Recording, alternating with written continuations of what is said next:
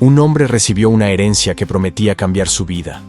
Pero lo que no sabía es que el verdadero tesoro no estaba en la tierra fértil, sino en lo único que le dejaron tras una traición. Cuando Ernesto recibió la noticia de la herencia, apenas podía creerlo. Su tío abuelo, un hombre solitario con quien había compartido apenas algunas cartas, le había dejado una gran extensión de tierra en el Valle de las Sierras Grandes. No era cualquier terreno. La propiedad estaba atravesada por un arroyo cristalino que corría todo el año. Agua pura, inagotable, como un hilo de vida que prometía fertilidad y abundancia. Con su esposa Clara y sus 2 hijos, decidieron esperanzados, pero no sin una cuota de temor, dejar su vida de ciudad y apostar por ese desafío que le estaba brindando la vida. Cambiaron el ruido del tránsito por el canto de los zorzales y el cemento por el aroma del pasto húmedo y los lejanos y coloridos horizontes. La vida campestre siempre formó parte de los sueños de Ernesto. No pensaba en la riqueza, solo en una vida digna, cultivar la tierra y con sus cosechas poder brindarle a su esposa e hijos un alegre pasar en un ambiente rodeado de naturaleza. Pero los comienzos nunca son fáciles. Y aunque el campo era fértil, enseguida se dio cuenta que necesitaba hacer una inversión. Herramientas, alambrados, semillas y fertilizantes. Ernesto fue al banco del pueblo, donde fue recibido por el gerente, el señor Salvatierra. Un hombre de traje impecable, modales pulidos y una mirada fría como el hielo. Luego de exponer su situación y realizar la petición, el gerente, con una falsa sonrisa en su rostro, le ofreció un préstamo a varios años para que sea saldado con parte de sus cosechas. La condición era que no podía atrasarse en ningún pago. Ernesto se retiró del banco lleno de felicidad, confiado en que la generosidad de sus tierras le permitiría cumplir con lo pactado.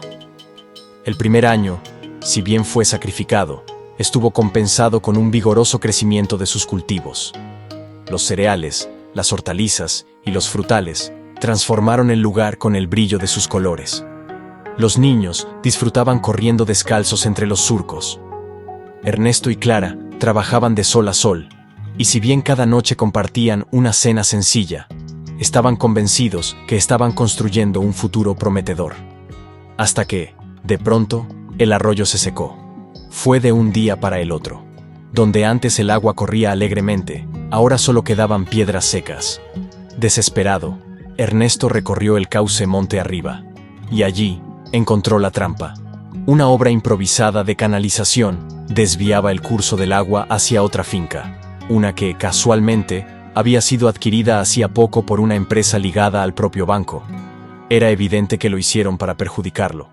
Con la falta de agua, las plantas se marchitaron. Los frutos cayeron antes de madurar. La tierra se agrietó bajo el sol. Sin cosecha no pudo pagar la cuota, y Salvatierra se mostró inflexible. En pocos meses, el banco ejecutó la deuda y se quedó con todo, menos una pequeña porción de terreno rocoso y seco, que se los dejaron a modo de compensación. Aquella pequeña superficie era un afloramiento de rocas que seguramente tendría miles de años, y estaba ubicado en un extremo del campo que hasta hacía pocos días atrás trabajaba Ernesto con su esposa, y parecía inútil que sirviera para algún emprendimiento. Allí no crecía nada, salvo algún pequeño arbusto lleno de espinas. Era inhóspito, sin sombra, y ni siquiera a los pájaros se les ocurría la idea de posarse en ese lugar. Ernesto se sentó sobre una piedra con la mirada perdida, sabiendo que tenía que tomar una decisión. Clara apoyó su mano en su hombro en silencio, mientras los niños observaban sin comprender del todo, pero intuyendo que algo estaba mal. El hombre estaba abatido. Apretó los dientes, pero no pudo contener las lágrimas. Estas comenzaron a caer una tras otra cada vez con mayor intensidad, hasta que sintió, luego de unos minutos, que ya había podido liberar parte de la angustia que lo estaba atormentando.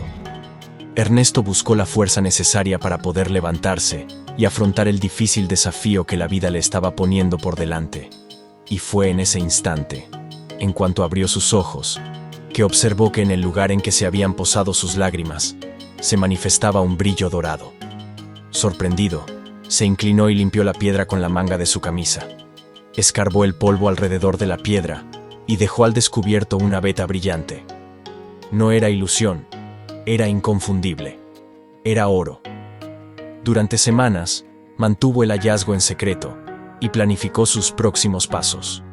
Había sido engañado, estafado y humillado, y en su mente comenzó a visualizar ideas de justicia y de resarcimiento tanto para él y su familia, como para decenas de colegas que habían sufrido una situación similar a la suya, vecinos que lo habían ayudado a dar sus primeros pasos con sus cultivos.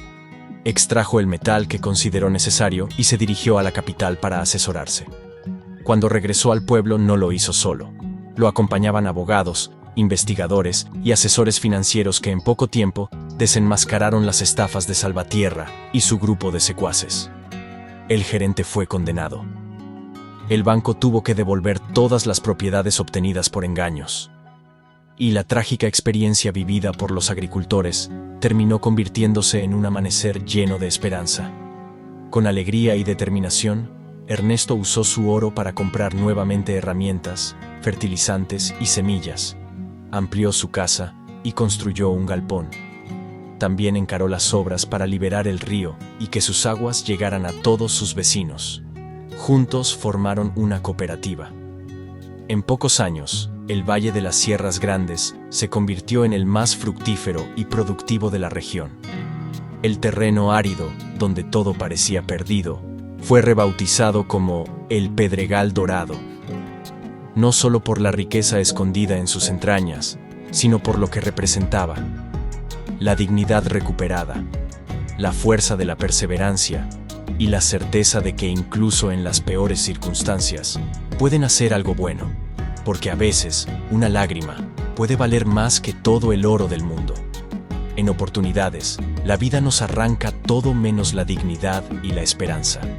Y es en ese momento, cuando creemos haber tocado fondo, que puede revelarse lo más valioso. Porque no siempre el tesoro está donde florece la tierra, sino donde aprendemos a resistir. Muchas gracias por tu compañía. Si te gustó el video, compártelo con alguien que lo pueda necesitar. Dale like y suscríbete para más historias de fe y esperanza.